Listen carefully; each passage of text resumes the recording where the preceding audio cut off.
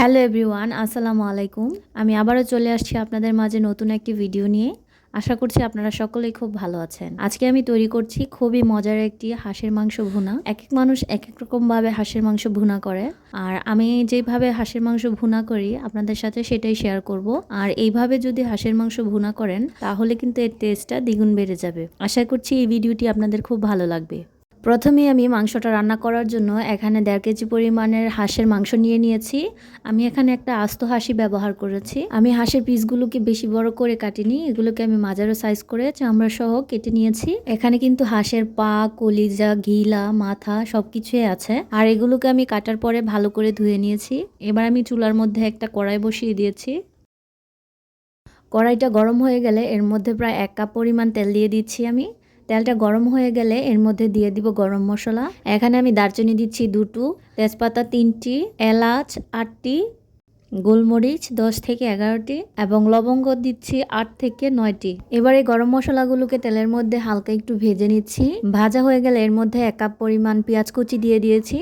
এবার এগুলোকে আমি একটু লালচে করে ভেজে নিব। যখনই এর কালারটা বাদামি হয়ে যাবে তখন এর মধ্যে আমি বাকি উপকরণগুলো অ্যাড করব। এখন পেঁয়াজগুলো ভাজার মধ্যে আমি একটু লবণ দিয়ে দিচ্ছি যাতে করে পেঁয়াজটা একটু তাড়াতাড়ি নরম হয়ে যায়।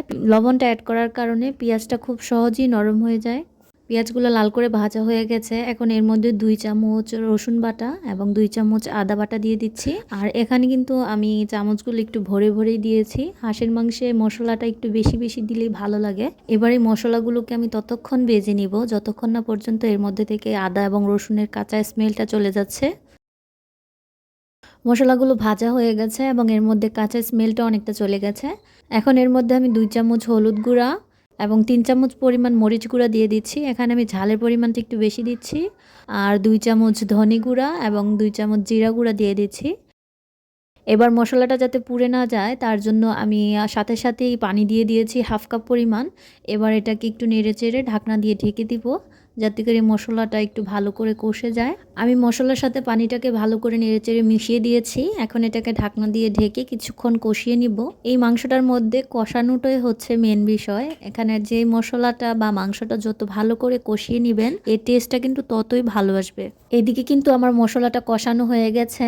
আর দেখতেই পাচ্ছেন এই মশলা থেকে তেলটা একটু ভেসে ভেসে উঠেছে।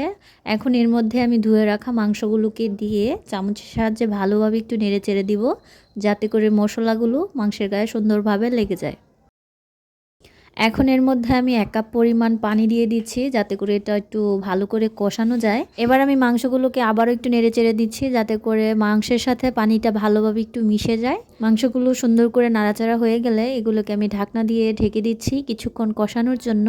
হাঁসের মাংস রান্নার ক্ষেত্রে কিন্তু গরুর মাংস কষানোর ক্ষেত্রে যতটুকু সময় লাগে এটা কষানোতে কিন্তু বেশ অনেকটাই সময় লাগে। বেশ অনেকটা সময় পার করার পর আমার মাংসটা থেকে পানিগুলো অনেকটাই শুকিয়ে গেছে এবং এর মধ্যে থেকে তেলও ছাড়তে শুরু করেছে। এই পর্যায়ে কিন্তু এর মধ্যে আমি পানি অ্যাড করব না। এই মাংসগুলোকে এই মশলা এবং তেলের মধ্যে আমি বেশ অনেকটা সময় নিয়ে ঢাকনা দিয়ে ঢেকে ঢেকে আরও বেশিক্ষণ কষিয়ে নিব। আমি এই হাঁসের মাংসটাকে ততক্ষণ পর্যন্ত কষাবো যতক্ষণ না এর কালারটা এখন যেরকম আছে এর থেকে একটু পরিবর্তন হচ্ছে। মাংসগুলো কষাতে কষাতে এক পর্যায়ে এগুলো লালচে হয়ে যাবে তখনই এর মধ্যে আমি পানি অ্যাড করব। মাংসগুলো কষানো হয়ে গেছে, দেখতেই পাচ্ছেন এর কষানোটা কীরকম সুন্দর হয়েছে। এবার এর মধ্যে আমি পরিমাণ মতো পানি দিয়ে দিচ্ছি যাতে করে মাংসটা আরও একটু নরম হয়। যেহেতু মাংসটা বেশি পরিমাণে কষানো হয়েছে তাই সিদ্ধ হতে এটার বেশি সময় লাগবে না। এবার পানিটা দেওয়ার পর মশলার সাথে মাংসটাকে ভালো করে একটু নেড়ে চেড়ে দিচ্ছি যাতে করে পানির সাথে ভালো করে মিশে যায়। এবার ঢাকনা দিয়ে ঢেকে এটাকে আমি ততক্ষণ পর্যন্ত রান্না করব যতক্ষণ না এর পানিটা পুরোপুরি শুকিয়ে যাচ্ছে। হাঁসের মাংস কিন্তু ঝোল ঝোল ভালো লাগে না, তাই এটাকে আমি শুকনো করে কষাবো। আর আপনারা যদি চান এটাকে একটু ঝোল ঝোল রাখতে তাহলে ঝোল করেও রান্না করতে পারেন। মাংসগুলো কিন্তু সুন্দর করে কষানো হয়ে গেছে। এখন কিন্তু মাংসগুলো অনেকটাই নরম হয়ে গেছে। কালারটাও কিন্তু খুব সুন্দর হয়েছে। এবার এটাকে ঢাকনা ছাড়া চুলার উপর বসিয়ে কিছুক্ষণ পর পর নেড়ে চেড়ে আরও কিছুক্ষণ আমি কষিয়ে নিব। একেবারে ঝোলটা থেকে যখন তেলটা আলাদা হয়ে যাবে ততক্ষণ পর্যন্ত এটাকে আমি কষিয়ে নেব। অনেকক্ষণ ভাজার ফলে এর কালারটাও চেঞ্জ হয়ে গেছে এবং এর উপর দিয়ে তেলটাও ভেসে উঠেছে। এখন আমি এটাকে নামিয়ে রাখবো। আমি এখানে কড়াই থেকে কিছু পরিমাণ মাংস একটা বাটির মধ্যে ঢেলে নিয়েছি। এখন এটাকে একটু সাজানোর জন্য এর উপর একটা টমেটোর ফুল তৈরি করে দিয়েছি আর কিছু শসা দিয়ে দিচ্ছি আর এর উপরে কিছু কাঁচামরিচও দিয়ে দিচ্ছি এটাকে সুন্দর করার জন্য। আশা করছি আমার এই রেসিপিটি আপনাদের খুব ভালো লাগবে। যদি ভালো লেগে থাকে তাহলে অবশ্যই আমার চ্যানেলটিকে সাবস্ক্রাইব করবেন। আল্লাহ হাফেজ।